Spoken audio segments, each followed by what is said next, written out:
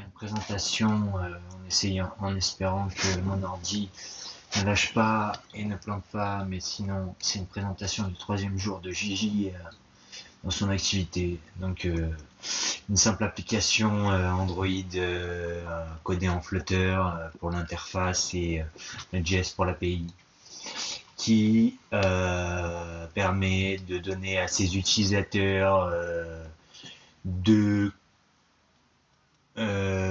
converser avec un chat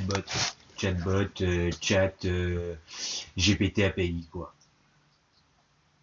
Et là, je vais pas représenter toute l'application, mais je vais juste présenter ma fonctionnalité où je vais dire utilise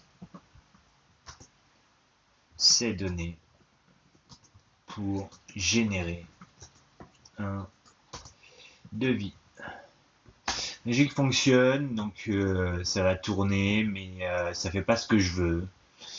Dans ce sens où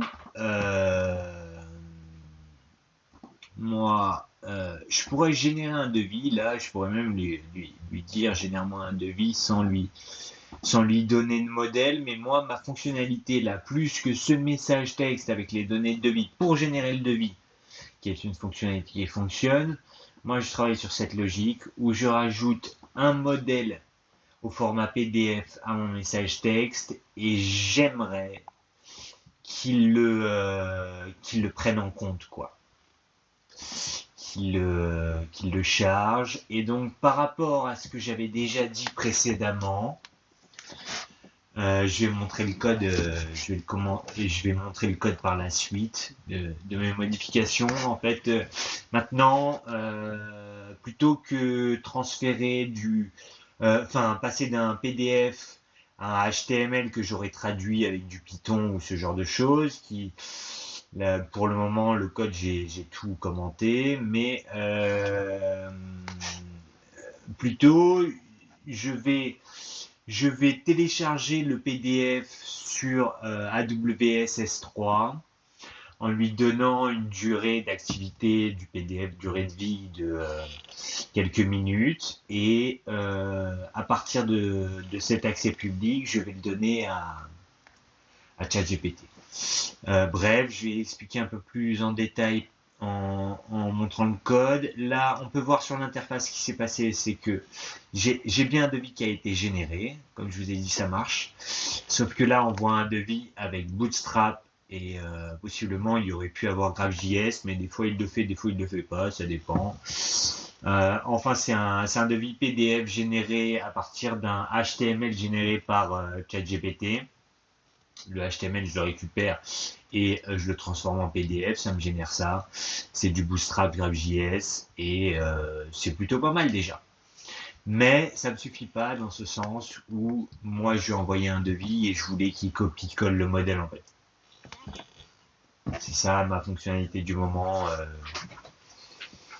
Voilà. Et donc, si je monte du code, j'ai ma conversation. Donc, je gère ma conversation, j'ajoute mes messages système, j'ajoute mes messages utilisateurs. Là, il y a un petit bug, il faudrait que j'ajoute mes messages bot en même temps.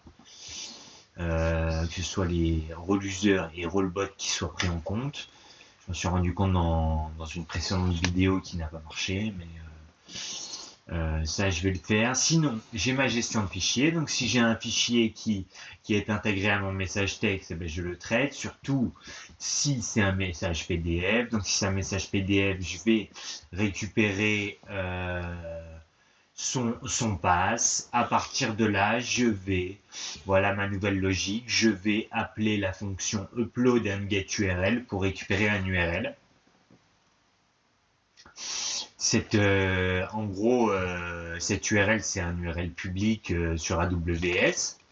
Cette URL, je l'ajoute à ma charte live. Je supprime le fichier reçu, le fichier PDF reçu parce que je veux juste un traitement à la volée sur cette fonctionnalité. Et donc, ce qui va se passer, donc si j'ai un fichier, donc je suis toujours dans le cas où après ma loupe, je vais créer un prompt où je vais donner mon URL list. J'ai créé ici à partir de ma message live pour permettre à ChatGPT d'avoir l'information et de lui demander d'aller chercher le fichier à cette adresse publique et de le traiter. Et je lui demande encore une fois, comme toujours, dans mon prompt principal, de me retourner un JSON que j'ai formaté avec un payload mode HTML. Et en fait, là, moi, cette fonctionnalité que je souhaite optimiser, c'est qu'il me retourne un HTML complet avec en mode copier-coller du modèle PDF que je lui envoie et avec les nouvelles données, quoi. Donc ça c'est mon prompt et pour le moment ça ne marche pas. Ensuite donc du coup si je crée mon message, donc voilà, je l'intègre à mon message utilisateur final, donc mon dernier message, j'envoie à l'API et quand je récupère la réponse de chatbot API, et ben je génère mon PDF si c'est pertinent. Donc voilà, ça c'est mon code, mon prompt possiblement, bah j'ai un prompt que j'utilise pour donner les URL listes et j'ai mon prompt général système où je définis le comportement que doit avoir une conversation standard avec ses capacités, notamment ses actions de générer de PDF au format template ou au format HTML. Et ma problématique, c'est que par exemple, en fait, ce qui se passe, c'est que je vais dire ça, je vais dire dans mon prompt, le HTML peut être généré par toi ou fourni par l'utilisateur, exemple depuis un PDF extrait que tu téléchargeras via un URL public, ou alors je dis optimise avec les librairies Bootstrap et Chart.js, comme par exemple avec ce HTML, et là je lui donne le HTML. Et en fait, le HTML que je lui donne là, eh ben, c'est le HTML qui est utilisé pour générer ce PDF. Et pour le moment, il ne fait pas le lien, quoi. Donc voilà, c'est un peu chiant, mais je voulais montrer cette logique où possiblement, si je monte ma route de base, j'ai un middleware upload que je vais donner à mon endpoint general with prompt. Sur mon endpoint general with prompt, je vais gérer mes fichiers et, euh, et je vais exploiter cette fonctionnalité upload and get URL pour générer un fichier public pendant 5 minutes.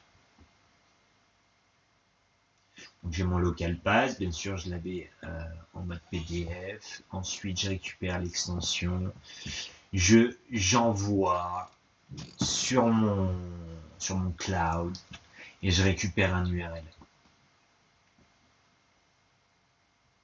Voilà, ça va pas plus loin.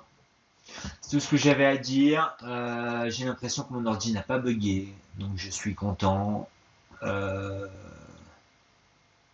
ciao.